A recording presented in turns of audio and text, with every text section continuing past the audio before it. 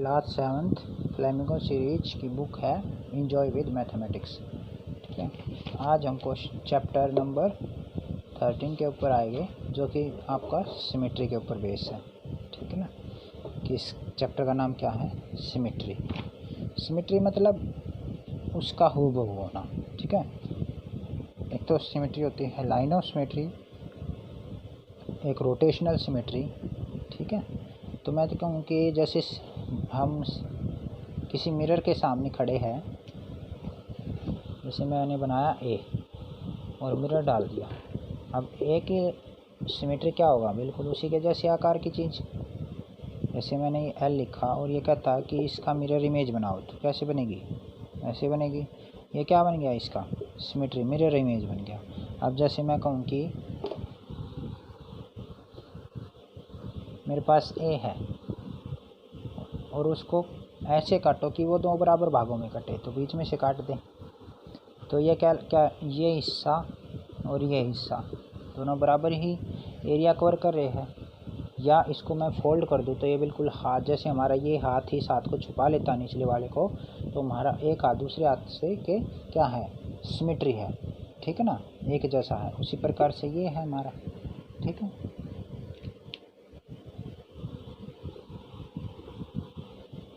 एक हाफ जो कि दूसरे हाफ को फोल्ड करने के बाद कवर कर ले, तो वो हाफ क्या कहलाएगा? उसका सिमेट्रिकल है।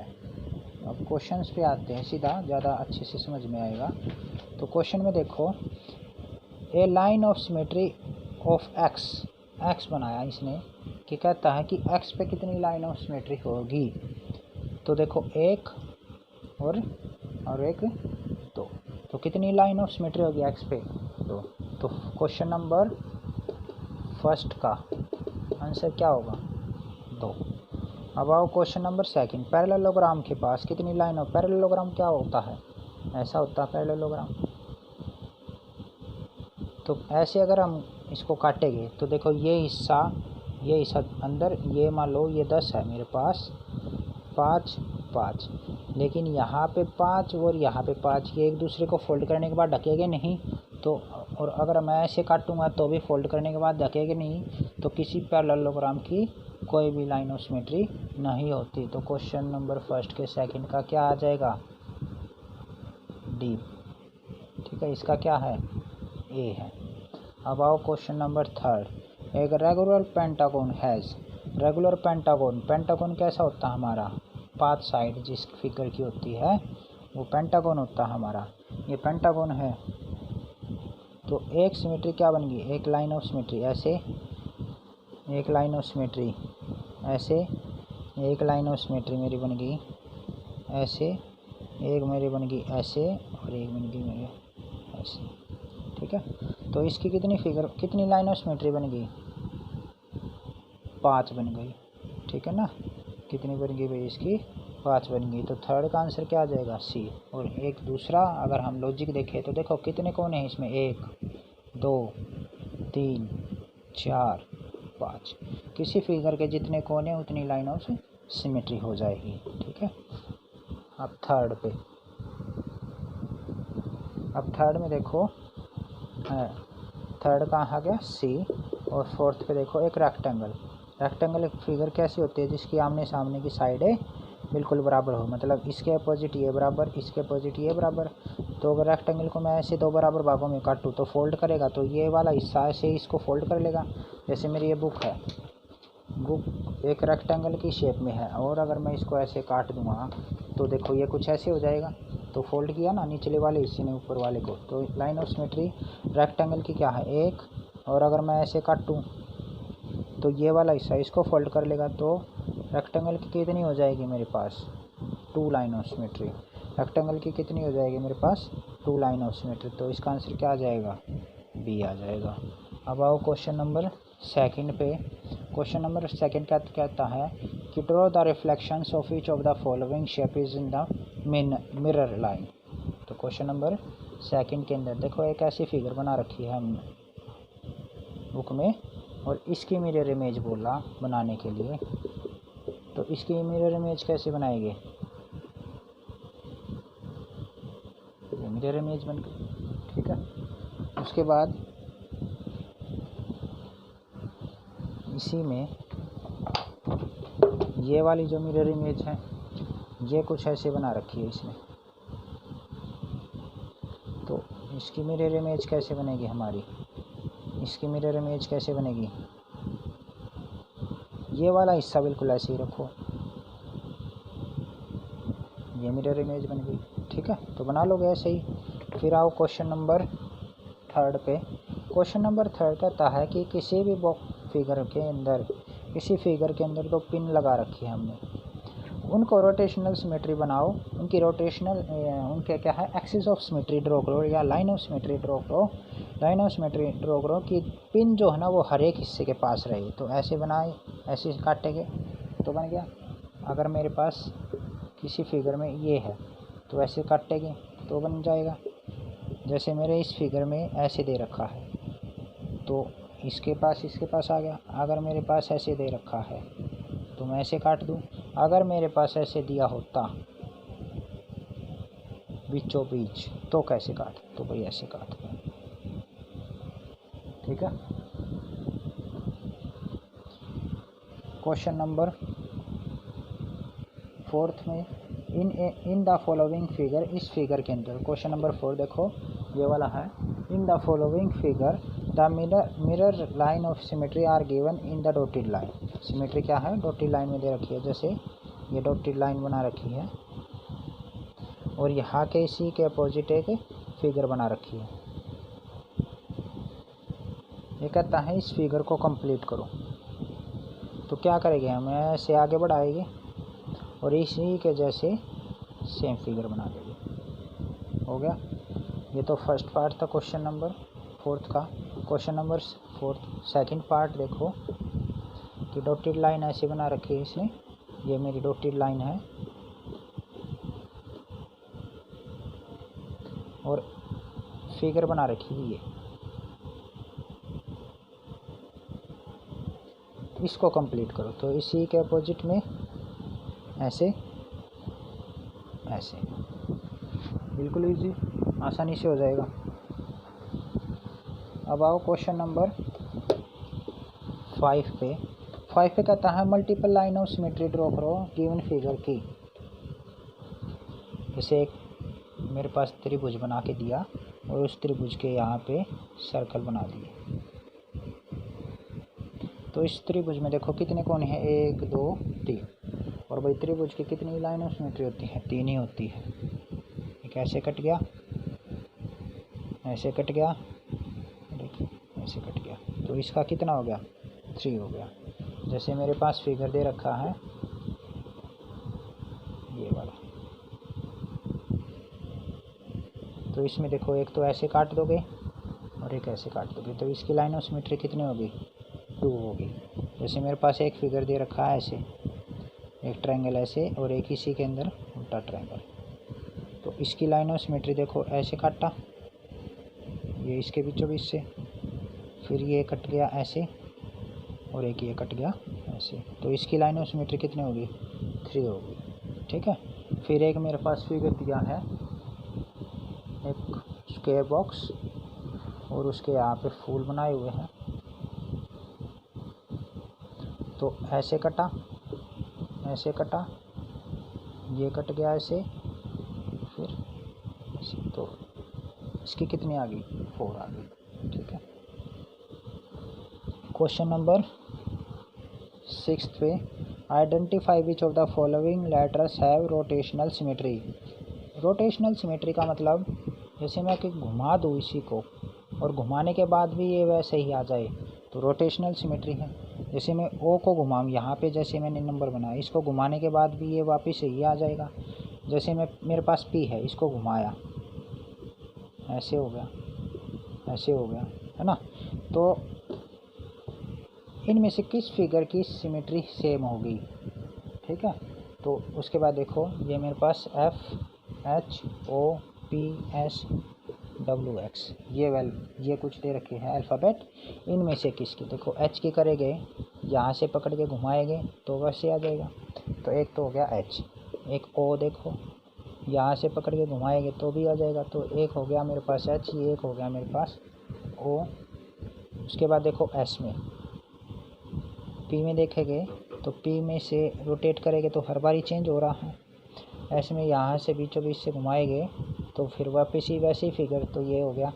और एक एक्स अगर ऐसे रोटेट करेगा तो फिर से आ जाएगा, ठीक है ना। एक बार में घुमाने के बाद अगर वही फिगर ले रहा है पूरी रोटेट करने के बाद, तो वो रोटेशनल। तो इसी का क्वेश्चन नंबर 6 का आंसर क्या हो जाएगा, एच ओ एस और एक्स। ये अल्फ़ाबेट ऐसे अल्फ़ाबेट है जिसके पास में रोटेशनल सिमेट्री है, ठीक है। अब आओ क्वेश्चन नंबर 7 में। 7 में कहता है कि which of the following figure have rotational symmetry. जैसे मैंने ये बनाया तो इसके कोई रोटेशनल सिमेट्री है नहीं, बी बनाया नहीं। जैसे ये फिगर बनाया, इसका रोटेट किया तो इसका क्या बन गया, थर्ड का आंसर, ठीक है। फोर्थ को हम रोटेट करेंगे, फिफ्थ को रोटेट करें, सिक्स्थ को, सेवन्थ को रोटेट कर सकते हैं, एट्थ को रोटेट नहीं कर सकते, नाइन्थ को, टेंथ को, ठीक है। तो ऐसे ही आपको फिगरों को देखना है और ये पता करना है कितनी रोटेशनल सिमेट्री है। अब आओ क्वेश्चन एक्सरसाइज 13.2। एक्सरसाइज 13.2 में an equilateral triangle have rotational. Equilateral triangle कौन सी ट्रायंगल्स होती है जिनकी सभी साइडें बराबर होती है, और 1 2 3। तो इक्विलेटरल ट्रायंगल की कितनी लाइन ऑफ सिमेट्री होगी, 3 होगी। और जिस ट्रायंगल की 2 साइड बराबर हो तो उसकी कितनी लाइन ऑफ सिमेट्री होती है, 1 होती है। और जिसकी सारी साइडें अलग अलग हो उसकी कितनी होती है, 0 होती है। ये बात याद रखना। तो क्वेश्चन नंबर फर्स्ट का आंसर कितना हो गया, 3। एक स्क्वायर है मेरे पास, स्क्वायर में कितना होती है, 4 होती है। स्क्वायर में कितनी होती है भाई, 4 होती है।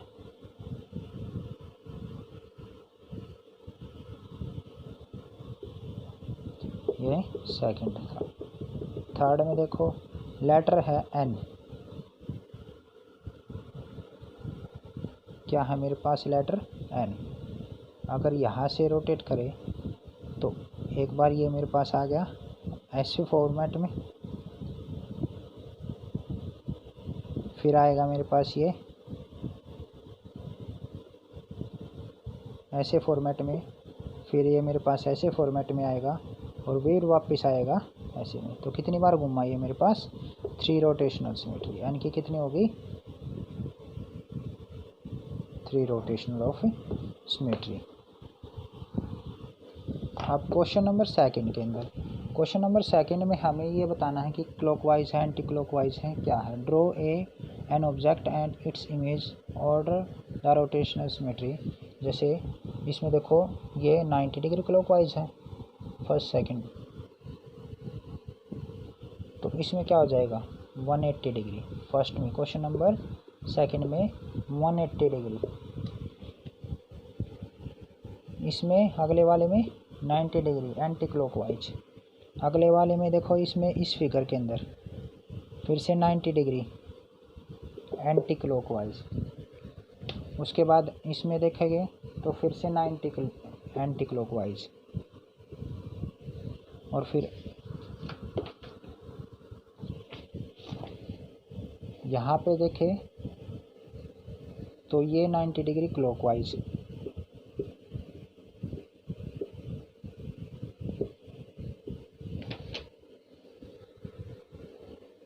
ठीक है, जो क्वेश्चन नंबर मेरा थर्ड था उसकी बात कर रहे हैं हम। इसमें 90 डिग्री वाला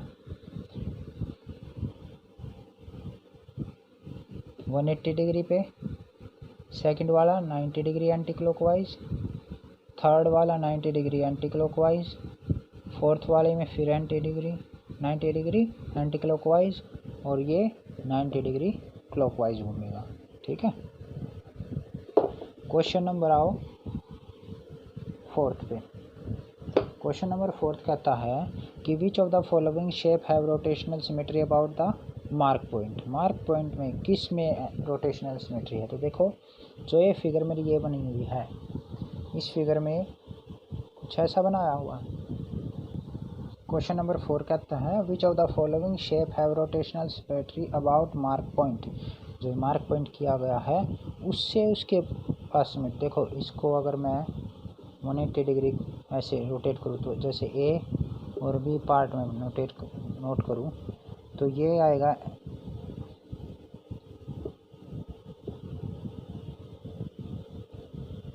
फिर ये आ जाएगा मेरे पास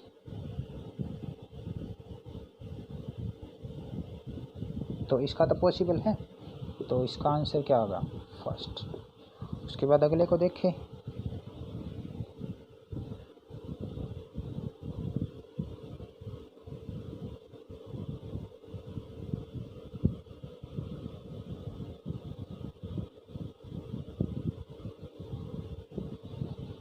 थर्ड जो बी है इसको भी मार्क पॉइंट से किया जा सकता है, और फोर्थ को भी स्टार जो बनाया हुआ है ये इसको भी किया जा सकता है।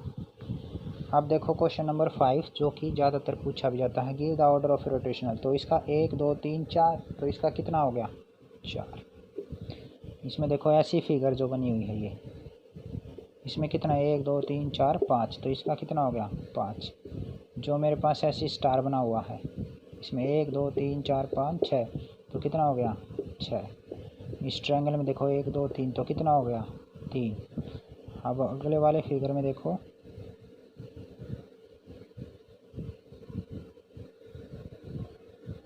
एक दो तीन चार, तो कितना हो जाएगा इसके 4 हो जाएगा। ठीक है, आया समझ में। एक्सरसाइज 13.3 पे चलते हैं। 13.3 में ये क्या कहता है कि which of the following letter have both line of symmetry और रोटेशनल। लाइन ऑफ सिमेट्री अगर जिसके होगी, देखो जो से ओ बनाया मैंने तो काटा तो भी बन जाएगा, तो ओ भी है इसका आंसर। ठीक है ना, तो इसका क्या है क्वेश्चन नंबर फर्स्ट पार्ट का ए। सेकंड पार्ट के लिए which of the following have rotational symmetry but no line of symmetry. कोई रोटेशनल सिमेट्री जैसे एच दे रखा है, ओ दे रखा है, जेड दे रखा है और ई दे रखा है, इनमें ये कहता है कि इसके पास कोई रोटेशनल सिमेट्री तो हो लेकिन लाइन ऑफ सिमेट्री। देखो एच की लाइन ऑफ सिमेट्री है भाई, काटेंगे तो भी आ जाएगा। इसकी भी लाइन ऑफ सिमेट्री है, इसकी लाइन ऑफ सिमेट्री है, लेकिन इसकी लाइन ऑफ सिमेट्री नहीं है, लेकिन ये रोटेशनल सिमेट्री है। तो इसका आंसर क्या हो जाएगा सी, मतलब जेड वाला, है ना। अब उसके बाद थर्ड पार्ट कहता है quadrilateral having 4 line of symmetry as well as rotational symmetry of order 4। किस क्वाड्रिलेटरल की 4 लाइन ऑफ सिमेट्री होती है। तो देखो एक हमने पढ़ा था, एक तो रेक्टेंगल के क्या पास क्या होती है 2 लाइन होती है ना। पैरेललोग्राम के बारे में हमने देखा कोई होती ही नहीं इसकी। एक देखा हमने स्क्वायर की कितनी लाइन ऑफ सिमेट्री बनाई थी हमने 4। तो ऐसा कौन सा फिगर है स्क्वायर वाला है, तो स्क्वायर किस नंबर पे है बी। तो क्वेश्चन नंबर थर्ड का आंसर क्या है, क्वेश्चन नंबर फर्स्ट के थर्ड का बी आंसर है। ठीक है, अब आओ क्वेश्चन नंबर सेकंड के अंदर which of the following letter of English alphabet have both line of symmetry और रोटेशनल सिमेट्री। तो जैसे मैं कहूँ कि सी को काटेंगे रोटेशनल सिमेट्री नहीं, आई को देखो लाइन ऑफ सिमेट्री बन गई रोटेशनल सिमेट्री, तो एक आई मिल गया हमें। उसके बाद देखो एम को काटा लाइन ऑफ सिमेट्री बन गई रोटेशनल, एम ये नहीं हो सकता। एन को देखो ऐसे नहीं हो सकता। फिर ओ को देखा, ओ के लिए पॉसिबल है तो ओ बन गया। फिर जेड को देखो जेड तो पिछले ही क्वेश्चन में कहा था लाइन ऑफ सिमेट्री नहीं है, रोटेशनल सिमेट्री होगी, तो जेड भी नहीं हो सकता। इसने क्या मांग रखे है, दोनों होने चाहिए। तो दोनों कौन से है, एक आई है और एक ओ है। उसके बाद question number third list the alphabet having both line of symmetry और रोटेशनल सिमेट्री। तो अल्फ़ाबेट की लिस्ट बनानी है। तो देखो ए लाइन ऑफ सिमेट्री है, बी लाइन ऑफ सिमेट्री है, सी सिमेट्री तो है, डी में ऐसे काटेंगे, ई में ऐसे काटेंगे, एफ के लिए कोई सिमेट्री नहीं है, जी में कोई सिमेट्री नहीं है, एच पे रोटेशनल सिमेट्री, तो एक एच बन गया मेरे पास। क्वेश्चन नंबर ये थर्ड की बात हो रही है, ठीक है। ऐसा आ गया आई पे, ठीक है, ऐसे ऐसे कर देंगे। जे के पास नहीं है, के पास ऐसे कट सकता है, एल नहीं है, एम ऐसे, एन पे नहीं है, ओ हो जाएगा एक, ठीक है। पी क्यू नहीं हो सकता भाई, आर भी नहीं हो सकता, एस पे ऐसे कर गए लेकिन ऐसे नहीं, तो एक बन जाएगा मेरे पास। तो ऐसे कौन कौन से अल्फ़ाबेट है जिसके पास दोनों है, एच है, ओ है और एक्स है। Question number 4, which of the following figure है बोथ लाइन ऑफ सिमेट्री और रोटेशनल सिमेट्री। जैसे सर्कल, क्वेश्चन नंबर 4 में देखो सर्कल, सर्कल के पास है, सर्कल के पास है भाई। उसके बाद देखो ऐसा फिगर, क्या इसमें लाइन ऑफ सिमेट्री और रोटेशनल सिमेट्री है, नहीं है। उसके बाद इस फिगर पे देखो,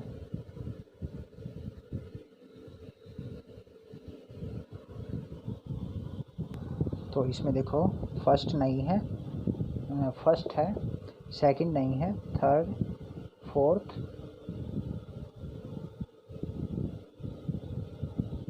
सिक्स्थ, सेवंथ,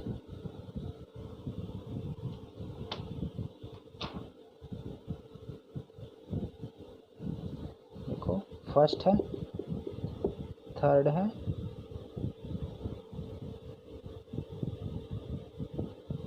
सिक्स्थ है, सेवंथ है,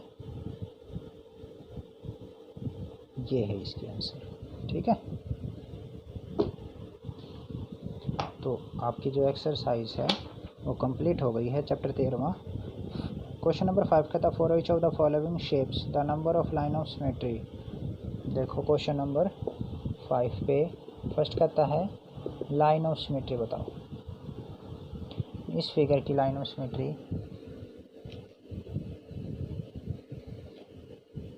लाइन ऑफ सिमेट्री की बात कर रहे हैं अभी हम, तो इस फिगर की लाइन ऑफ सिमेट्री 0 है, इस फिगर की लाइन ऑफ सिमेट्री 2 है, ठीक है। इस फिगर की लाइन ऑफ सिमेट्री 3 है, इसकी लाइन ऑफ सिमेट्री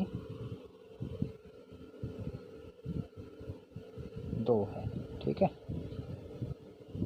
ऐसे बतानी है लाइन ऑफ सिमेट्री मतलब कितने हिस्सों में कटने के बाद ये बराबर भागों में बटे, तो इसको ऐसे काटेंगे, ऐसे काटेंगे। अब ये देखो ये फिगर बनाया हुआ है,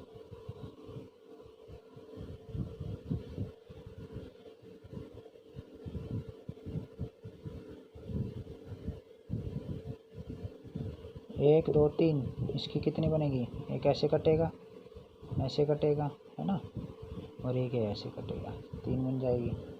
जैसे ये फिगर बना हुआ है तो इसको तो ऐसे ही काट सकते हैं, तो इसकी कितनी हो जाएगी, एक हो जाएगी। ये फिगर बनाया हुआ है, इसको ऐसे काटो, ऐसे काटो, ठीक है, तो 2 हो जाएगी इसकी भी। इसके लिए आई के लिए क्या हो जाएगा, 1।